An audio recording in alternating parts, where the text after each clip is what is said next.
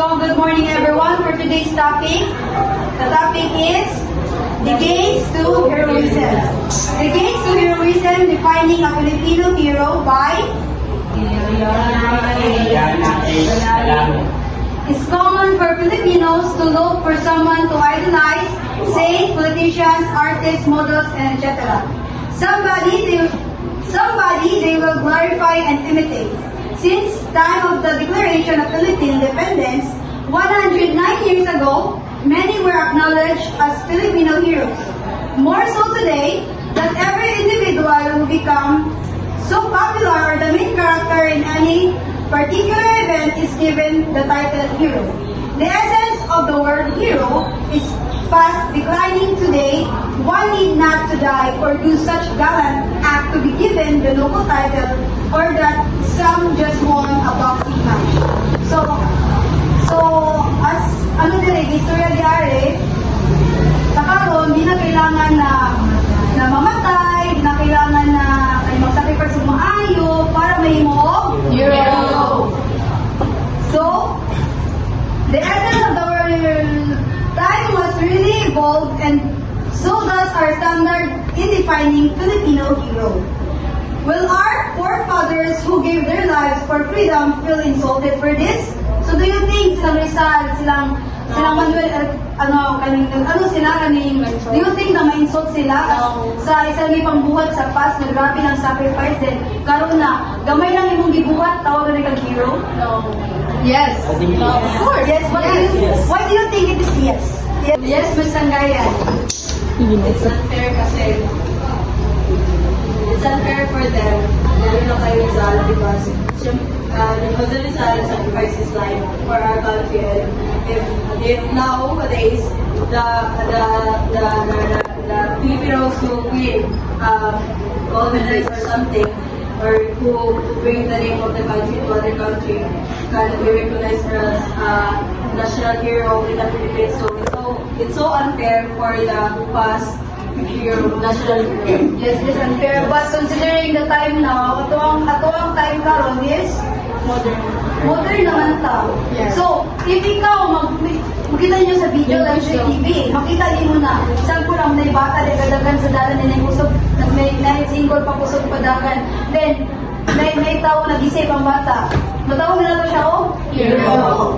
Imo na ato ang patakaran karon na word sa karon ng modern. At least the Filipinos will look up to their guidance through the times. Aren't our children losing the true meaning of heroism by our debates? All these things we should ask ourselves before giving the title hero to anyone. But what does being a hero mean? Dr. Esteban Ocampo, a known historian, stated in his book about Rizal that a hero means a prominent or central personage taking an admirable part in any remarkable action or event, a person of distinguished. Yes, please continue reading, Ms. Bation. Valor or enterprise in danger, or fortitude in suffering, and a man honored after death by public worship because of exceptional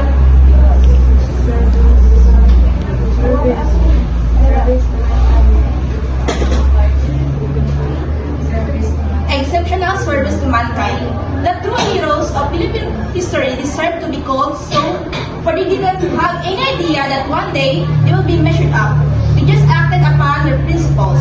The concept of honoring heroes came only to Philippines in 1990s, when the Philippine Commission, Pardo de Tevera, Ligarda, Lizurriaga, which is the Filipino members, and headed by William Howard Taft, approved Act Number 137 combining the districts of Morong and Manila to be named as Province of Rizal in honor of the most illustrious Filipino.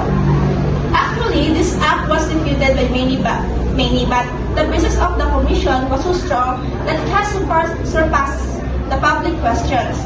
Since then, heroes were celebrated here and there, citing their names in every politician's speeches, declaring holidays, naming streets, constructing monuments, and etc. in their honor. Until one day, realizing that so many names were acknowledged as heroes, need to evaluate the situation was proposed. During March presidency, he tasked the National Heroes Commission to come up with the criteria for national hero. On March 28, 1993, through the President's Executive Order number 75, the National Hero Committee was created. Commission to study, evaluate, and recommend historical figures to be declared as national heroes. The committee composed of worthy members with a series of discussion came up with new criteria. The criteria is composed of 10 standards. First is the extent of a person's sacrifices for the welfare of the country. Second, the motive and methods employed in the attainment of ideal. Was his ideal purely for welfare of the country and without any taint of self-interested motives? Most of all, the method of attainment should be morally valid. The third is moral. So, please continue, Ms. Along. The third is the moral character of the person concerned. The person should not have any immorality issue that affected his ideal. The fourth is the influence of the person concerned on his age and or the succeeding age. Fifth is that heroes are those who have a concept of nation and yet thereafter aspire and struggle for the nation's freedom. They must have desired the country's freedom in any situation, especially when there is a threat of invasion in any form. Six is that heroes are those who define and contribute to a system of life of freedom in order for a nation, one who helps in the orderliness and betterment of the country. Seventh is heroes are those who contribute to the quality of life and destiny of a nation. 8. A hero is part of the people's expression. The citizen must have recognized and acknowledged the person as a hero. 9. A hero thinks of the future, especially the future generation. His concern for the future generation must be seen in his decision and ideals. Lastly, the choice of a hero involves not only the recounting of an episode or event in history, but the inner process that made this particular person a hero. Please continue, Ms. Leslie. Filipinos' expectation of public figures are different now than it was more than 100 years ago. Maybe because of the realization that no one is perfect. This is the reason why today so many were acknowledged as heroes and many were voted in important governing positions with flaws and recreational characters. Lucky are those who aspire one day to be called a hero, that the criteria was already set to pattern their decisions with.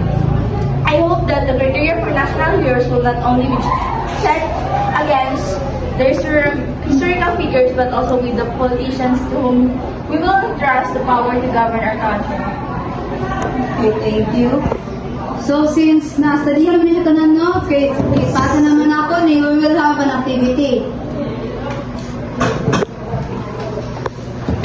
So, the title of this activity is Concept of Hero Group Exercise. So, 50 points din siya, guys. So, we'll group ourselves into two groups only, and then we'll be starting counting here. 1, 2, 1, 2, 2, 1, 2, 1, 2, 1, 2, 1, 2, 1. So all one here and all two here. Please.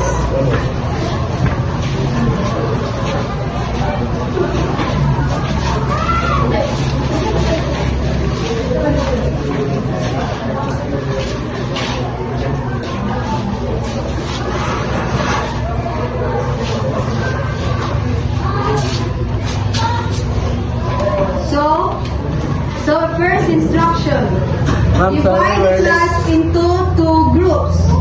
From a debate team with affirmative and negative sides. So we have two sides, the affirmative and the negative side. Resolve the position. The title of our annual debate is Resolve that Carlos Yulo be recognized as a national hero or not. Please note that read the article provided by Ruiz and consider each criteria as basis of your arguments. So here are the criteria. Content 20, organization 10, creativity and uniqueness 10, video and audio quality 10. Representatives of Group 1. Hello, wait. Open mo ha.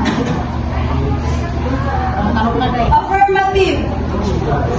And then, negative. So, sila ang nakabunot na si Carlos Yulo kay Dili dia. oh, they is considered as a hero. While the other is considered si Carlos Yulo as hero. So, let's proceed. So, we'll give each group a 10 minutes to prepare. 10 minutes to prepare. Settle down everyone. Let's start. Heads or tails? Tails. Head, tails. Is it good? Heads. So, first. First, mag-present. Carlos Yulo will never be a hero. Because according to Act number 137, Executive Order number 75, there's a criteria to be a national hero. There's a 10 standards. So Carlos Yulo, Carlos Yulo has surpassed some of that standards for the criteria to be a national hero. But then there's a standard that he never come up or he never surpassed. Because if Carlos Yulo is a hero, then how about the soldiers? So in their side, the soldier side will be so unfair. Because if Carlos Yulo was to be a national hero, then what about the soldiers that died in the war? So they consider us our hero.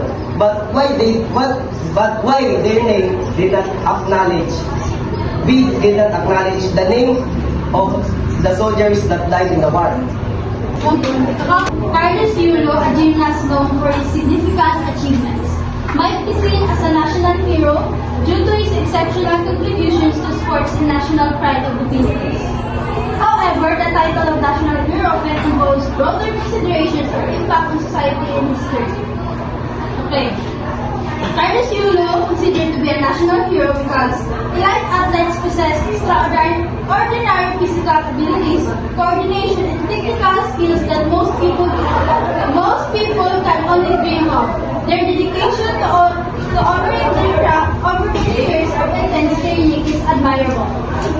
Carlos Yulo, considered to be a hero because athletes regularly push the boundaries of human performances, setting new records and accomplishing feats that were previously thought impossible. These awe-inspiring achievements captivate and inspire the public or the whole nation of the Philippines. Yes, another.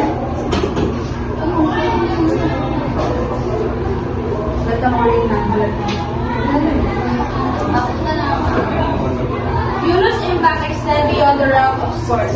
His victories have sparked a renewed interest in gymnastics in the Philippines, with many hoping that his success will lead to increased sport and development for the sport. He has become role model for young Filipinos, encouraging them to pursue their dreams and strive for excellence. Carlos Yulo inspired many young people.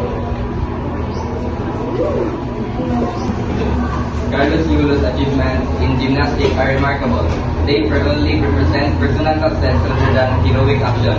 Heroism typically involves selfless acts of bravery or sacrifice for the greater good. Yulo's accomplishments, while inspiring, are individual feats and do not involve the level of self-sacrifice or risk that defines traditional heroism. So, Carlos Yulo cannot be recognized as a national hero because according before sa criteria, the criteria for being a national hero is you need to sacrifice yourself for the country. You need to sacrifice them.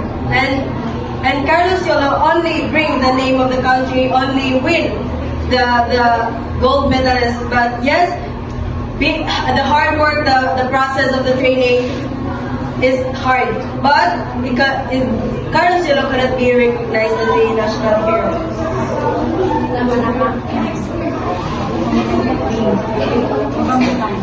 Okay. Carlos Yulo cannot be considered as national hero or hero because he didn't meet the criteria to become a hero and to be part of those national hero before. Those heroes that recognized for fighting, who fought for independence of their country. Yulo was recognized, but it didn't mean that he was declared as national hero or hero. Yes, he is recognized, but not a hero. Yulo was the National Hero Committee in the Philippines contributed nation to freedom. So the concept of nation and struggle for freedom. So in order to become a hero, it is like heroism. It's like you are using your bravery in order to become a hero in your country. So Yulo just inspired people to be as the first man that win gymnastics. So heroism is a single act, but a combination of action. So heroes are focus who contribute to the destiny of their nations.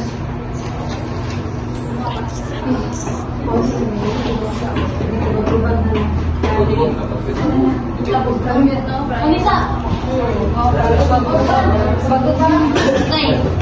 Speaking of national hero, like Jose Rizal, he represent niya ang Philippines.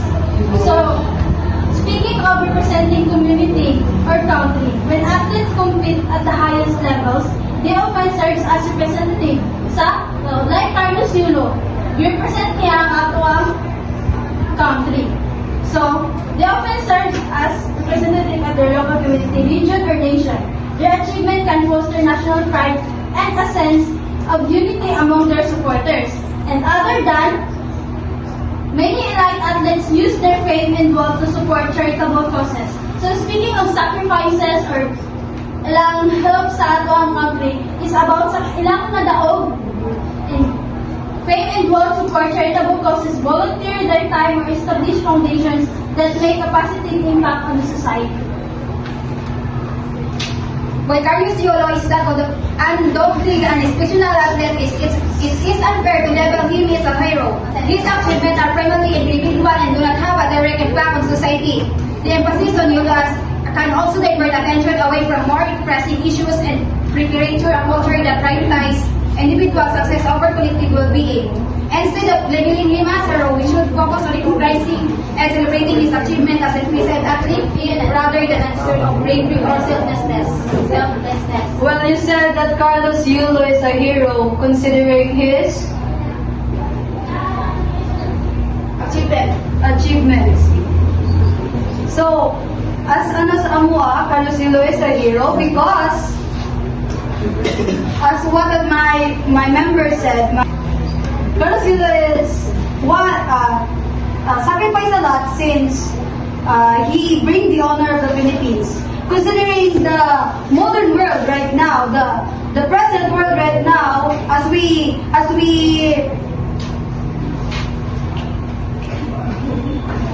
tackled earlier, the modern world is different from the past world. So anything that that people see you doing good or nice, people think you are a hero, right? Yes. So we Group 1 consider Carlos Yulo as a hero. For me, I am just agreed to consider Carlos Yulo to become our national heroes. It is because he is not like to our national heroes, Jose Rizal. That's why.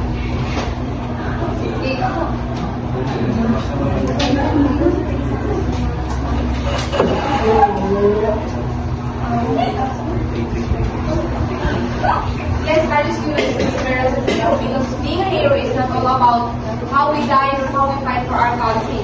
So that they can call anyone a hero. Carlos is one of the heroes because he brings the title of our country because if he win the competition, our country win too.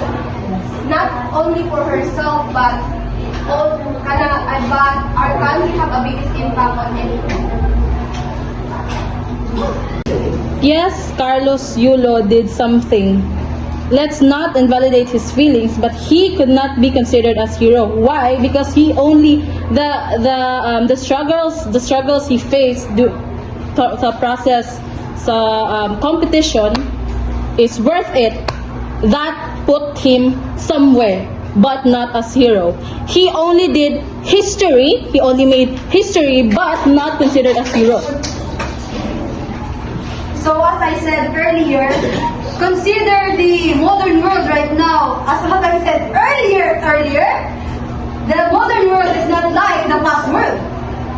Example of what I said, that when you see a kid running around the road, and then there's a overspeeding motor, and then someone saved that little kid from accident, then everyone sees that. So everyone thinks he's a hero.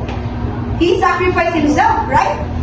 So from the past, Rizal, Emmanuel sacrificed a lot of things. Even they even died for their nation. But then Carlos Yulo have sacrificed himself. The struggles he faces, the problem he faces is already sacrificed for himself, right? So Carlos Yulo is a hero since he brings the honor of Philippines like what Rizal did. He fight for our nations. However, while Carlos Yulo accomplishments are undoubtedly impressive, they do not qualify him as a hero. The distinction between being an exceptional athlete and being a hero is crucial. A hero involves a level of selflessness, sacrifice, and impact that goes beyond personal success. Yes, he is an athlete, but what is Manny Pacquiao? Do you think Manny Pacquiao is just an athlete? Well, he wins a lot of medals, a lot of gold medals, not considering the what do you call that? He brings the name of Philippines. He is very well known all over the world, right? Okay? Yes, in Manny Pacquiao, if we read and understand the criteria to become a hero, there's the sayings that heroism is not a single act. So Carlos Yulo should not be a hero because according to that criteria, Carlos Yulo only won at once. But Manny Pacquiao get the 8th division boxing. So Manny Pacquiao was won many times, but Carlos Yulo only won at once. So he should not consider as a hero because only he is only an athlete. No, Carlos Yulo should be considered as a hero because every one of us can be a hero. For example, your father, your mother, di ba? Everyone can be considered as a hero. Why not Carlos Yulo can be considered, di ba? If he can if he perseverance through challenges, including injuries and intense training, showcase a deep personal strength and dedication that resonates with me, di ba? As we observe, di ba? And if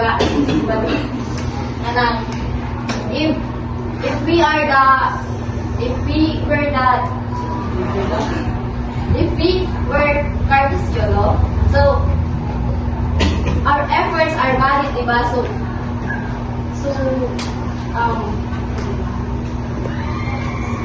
for me, Carlos Yulo should be considered as a hero. Yes.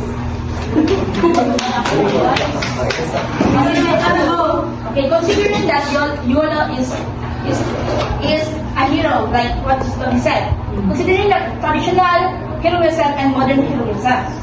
So, the concept of heroism is subjected in varies based on individual perspectives. So, the cultural backgrounds and personal values. So, some people might hold on to more on traditional heroism or the traditional definition of heroism, emphasizing figures of who fought for freedom and national liberation, like Jose Rizal. They might not consider athletic achievements as fitting the criteria for a hero because we have a lack of formal recognition. So, example, YOLOs have a lack of formal recognition. The Philippines doesn't have the standard of process for declaring national heroes. While YOLO's achievements are widely recognized, he hasn't been formally declared as a formal hero, which might lead some to question his status as a hero. That's all.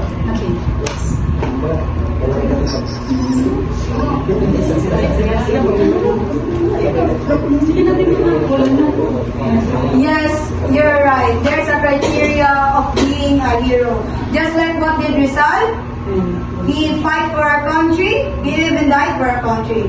But then, considering the modern world, everyone thinks that Carlos Yolo is a hero. Since a lot of people witness his sacrifices, his hard work that he made for the Philippines. For the proponent to the answer of Maria Elaine, it is my answer for that. If we base on the Act number 137 and Executive Order number 75 for the criteria of national hero, that should not be considered, because if our father and like Ivy said earlier, there's a child, then if you save a child, so you will become a hero. So all of us will be a hero, because all of us do a good things for everyone. So what we emphasize here is to be a national hero, not only just for hero, because all of us will be a hero, not national hero. Yes, so that's my problem for your answer. Okay, depends on what you mean by a national hero. If national heroes are people who help their countries, bring the image of their country, then yes, Carlos Yulo considered to be a national hero. Because sayang na daw. Okay, so what is a hero? Hero traditionally is defined as an individual who performs extraordinary acts of brave, sacrifice the significant positive impact of other lives. So, Carlos Yulo plays gymnastics for his success. Let's sacrifice for his life. Yes, life. For his life, for others. So, so Carlos Yulo is a gymnast, but then, as you said earlier, that Carlos Yulo only bring the honor of the Philippines, but Philippines, from the Olympics, Philippines trusted Carlos Yulo to win or to get the gold medal, right?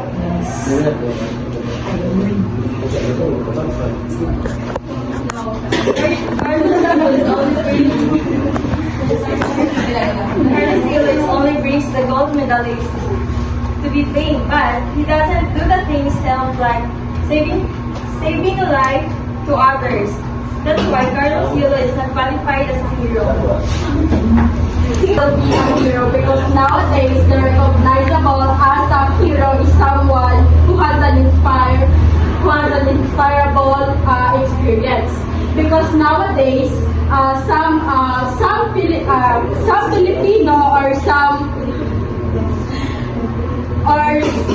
Filipino thinks that Carlos Yulo is considered as a hero because cheap. Yes, you mentioned earlier that Carlos Yulo brings the name of our country in the field of sports. But however, the term national hero is typically reserved for individuals who have made significant to our history or even in our culture, and not just in our country, but in the society.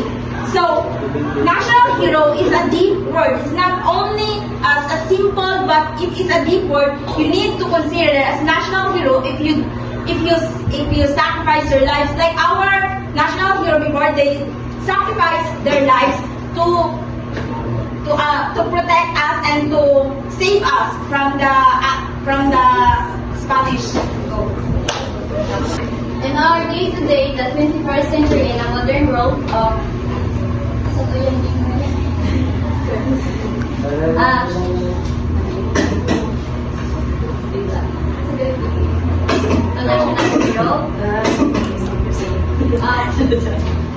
In our day-to-day, in the modern world, we don't need to sacrifice our life to die to become a hero, to consider us a national hero. We don't need to show them that we sacrifice our life, like literally sacrifice yung life para matawag ka nga hero. Because today,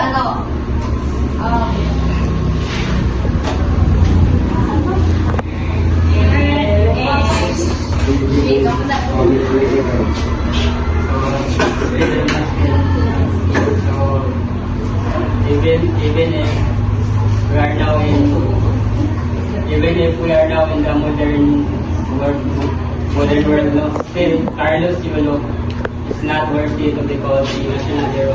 So Carlos Yulo is just not a Olympian that represents our country and bring honor and achievements. So if Manny Pacquiao only win once and bring a gold medal to the Philippines, do you think it's not a it's not a hero? So since Manny Pacquiao win a lot of gold medals and you call him a hero, because that's what people think, right? So no. So if Manny Pacquiao only win once, then what do you think of him? Do you really think of him as only ordinary people? But he bring the honor of the Philippines. He bring If a hero sacrifices themselves to others, is Carlos Yulo sacrifices himself to others? by his struggles, the problems that he faces, the process of winning that Olympics that is considered as a sacrifice. He sacrificed himself for success, not to others. Then did he state that he sacrificed for himself, not for others? Then he stated that in the news that he only do that for himself.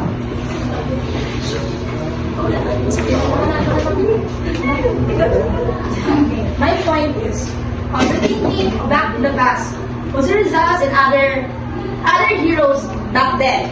They use swords that everyone uses their bravery to fight for independence of their country. And then, to the modern heroism, just like Carlos Yulo, Manny Pacquiao, and other athletes back there. If the students ask students studying like in work on the results, then we think that we cannot acknowledge the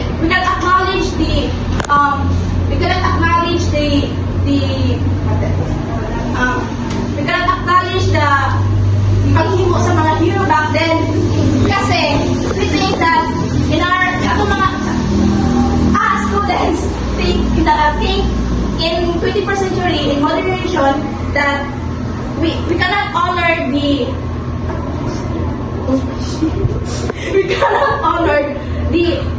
bravery and the heroism of heroes back then, because as kids or as students, we are living in the modern generation, which is we think that Carlos Yulo the best thing as a hero because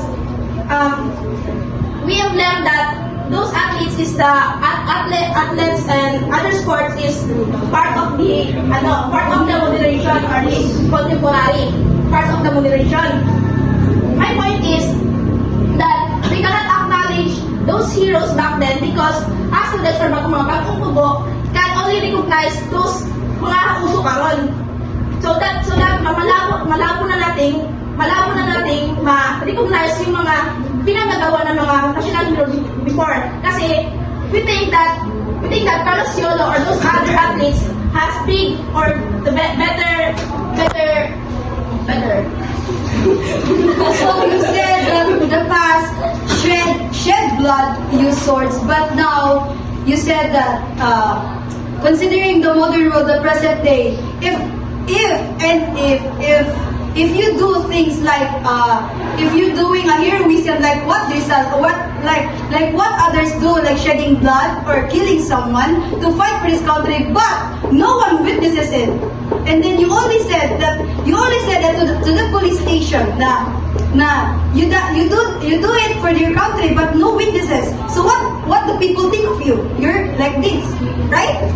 So you are sentenced to the prison. That's what people think right now in this present thing. So don't compare the past and the present because the present is very, very better than the past. In our country, the recognition of a hero includes contributing significantly to the nation, such as in freedom, peace, or any other way that benefits the country. Furthermore, a common perception in our culture is that a hero is something willing to their rest, even risking for their own life, just to protect their country. Therefore, in this context, Yulo cannot be considered a hero because his actions were not aimed at protecting the nation, but rather at representing our country. Taking everything into account, Yulo is not a hero but a source of pride for our nation. But according to what we read kanina, that the essence of the word hero in a fast declining today, one did not die or do such talent act to be called hero. So he doesn't need to risk himself as he doesn't need to risk himself to be called a hero. But Carlo Yolo represent and carrying the name of the Philippines as model to anyone, so he can be called as a hero. So for the final, please state your conclusion, the negative side. So therefore, we with my group doesn't approve that Carlos Yulo is now called a national hero.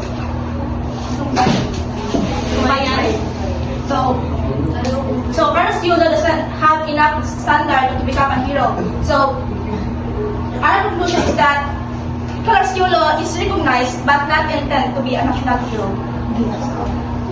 Now let's hear the conclusion of the affirmative. In our conclusion, Carlos Yulo's exceptional athletic achievements, coupled with his inspiring journey and the widespread recognition he has received, solidify his status as national hero in the Philippines. This story serves as a beacon of hope and motivation for aspiring athletes in Filipinos alike. Okay, that's conclude our debate. Thank you everyone for cooperating.